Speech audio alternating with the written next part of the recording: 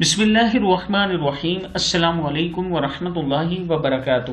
عابد راجہ channel کی طرف سے آج میں اپنے دوستوں کو رسول اللہ صلی اللہ علیہ وآلہ وسلم کا ایک بہت ہی پیارا فرمان بتاؤں گا، آپ دوستوں نے اس پر ضرور عمل کرنا ہے۔ تو شروع کرتے ہیں۔ بسم اللہ الرحمن الرحیم۔ سعد بن عبادہ رضی اللہ تعالی عنہ کی ماں عمرہ بن مسعود کا انتقال ہوا تو وہ ان کی خدمت میں موجود نہیں تھے۔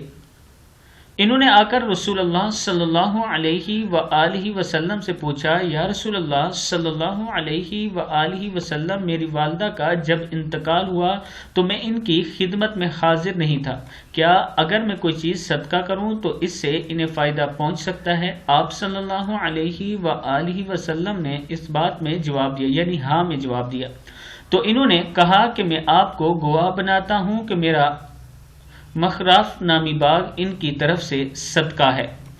یہ کتاب کا حوالہ اوپر موجود ہے، آپ دیکھ سکتے ہیں۔ حدیث نمبر۔